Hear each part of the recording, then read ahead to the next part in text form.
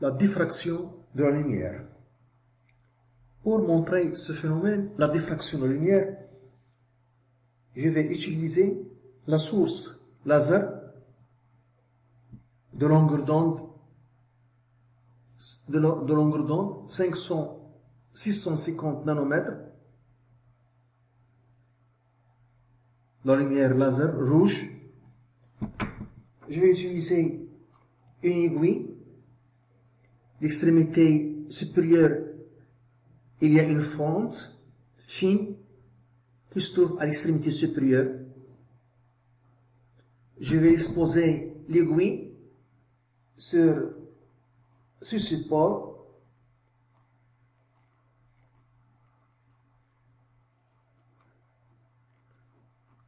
Voilà. Et il y a un écran qui se trouve à une distance de 50 centimètres de l'aiguille.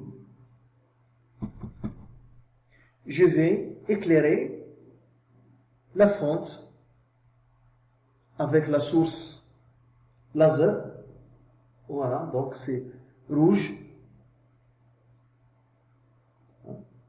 Donc je vais éclairer la fente comme ça. Voilà, pour obtenir cette figure qui se trouve sur l'écran. Alors on sait que la lumière dans un milieu homogène se propage suivant des lignes droites.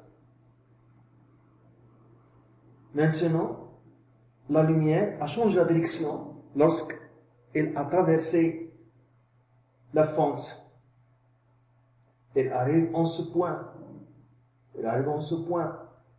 Et en ce point. Donc, ne conserve pas la lumière, sa trajectoire rectiligne, lorsqu'elle a traversé la fente. C'est le phénomène de diffraction.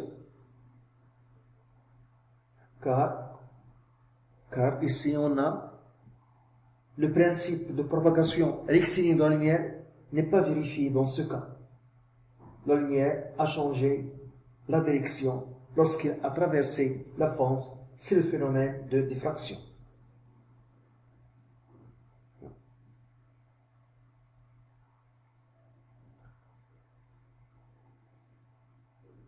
Alors, on observe ici, sur l'écran, une tache centrale plus lumineuse, d'autres taches plus petites, moins lumineuses,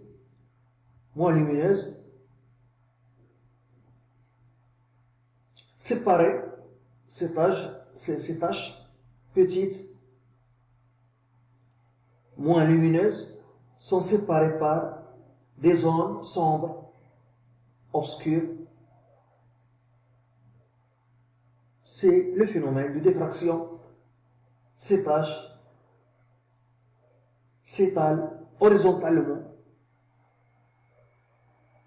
Voilà. Donc, je peux mesurer le diamètre de la tache centrale.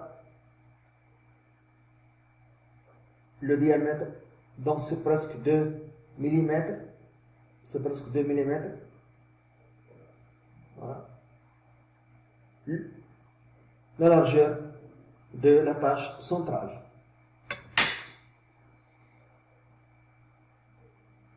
Voilà.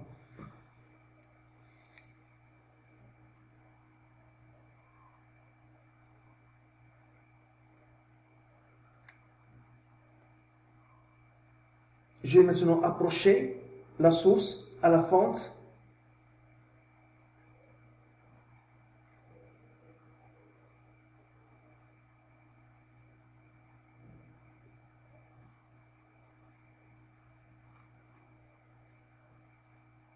Voilà, de cette façon.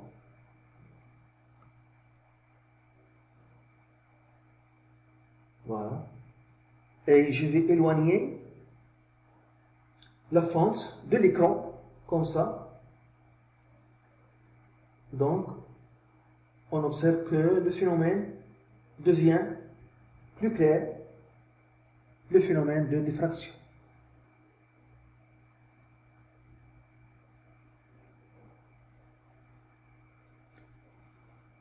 Alors, dans l'obscurité, le phénomène sera plus clair.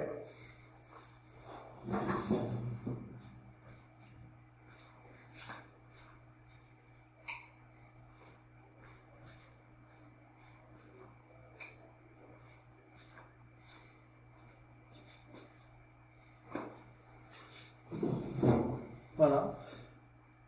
Donc, on observe ici, voilà, une tache centrale, plus lumineuse, plus grande, d'autres taches moins lumineuses, plus petites, séparées par des zones sombres. C'est le phénomène de la diffraction. La lumière arrive ici, donc elle a changé sa direction.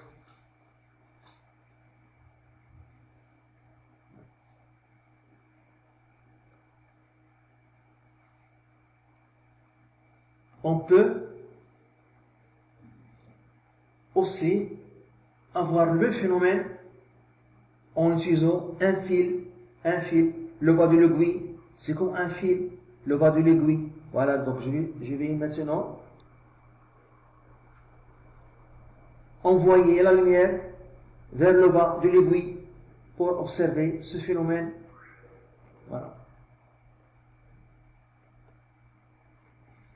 Comme ça. Voilà. Donc maintenant, la lumière ne traverse pas la fente. Elle traverse le bas de l'aiguille comme un fil. Donc on a le même phénomène lorsqu'on utilise un fil au lieu d'une fente. Donc le fil ici joue le rôle d'une fente. C'est le phénomène de la diffraction.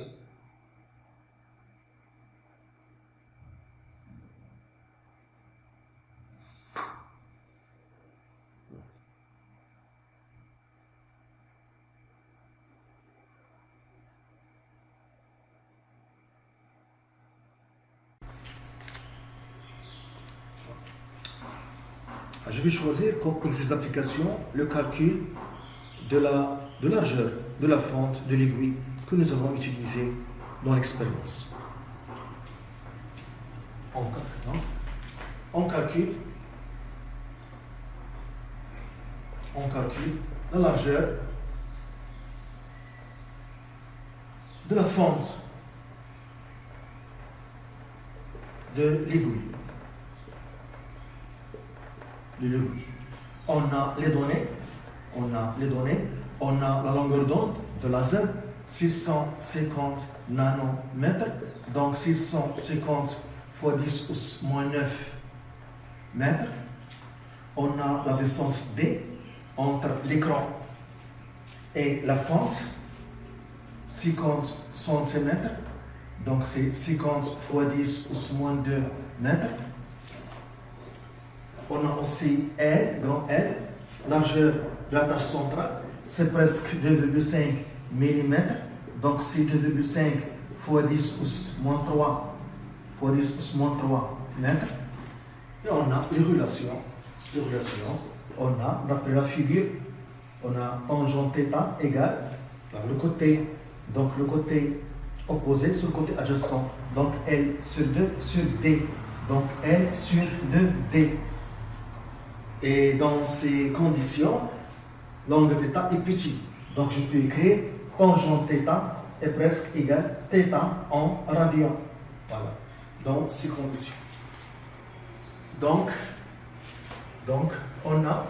je peux écrire voilà, θ égale L sur 2D. Et on a une autre relation, θ égale lambda sur A. D'où lambda sur A égale L sur 2D. On cherche A, largeur de la fente de l'aiguille. Donc A fois L égale lambda fois 2D. Donc A égale lambda fois 2D sur L. Maintenant, application numérique. Application numérique, je remplace donc A égale 650 fois 10 moins 3 moins 9 fois 10 moins 9, donc fois 2 fois 50, 10 pouces, 10 pouces moins 2 sur L, 2,5 mm fois 10 pouces moins 3. Et on calcule. Donc on va trouver 2,6 fois 10 pouces moins 4 mètres. 2,6 fois 10 pouces moins 4 mètres. Donc c'est A, donc A égale 0,26 fois 10 pouces moins 3 mètres. Donc A égale 0,26 millimètres. Millimètre. C'est largeur de la fente d'une aiguille. Presque 0,26 mm. Maintenant, une autre application numérique, je vais calculer la fréquence de laser rouge qu'on a utilisé.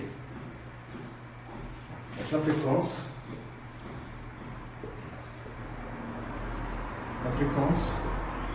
de l'onde laser rouge. Voilà. Donc on a la relation C égale lambda 0 fois nu. C'est la vitesse de l'onde dans le vide. Lambda 0 la longueur d'onde. Voilà. La longueur d'onde dans le vide et nu la fréquence.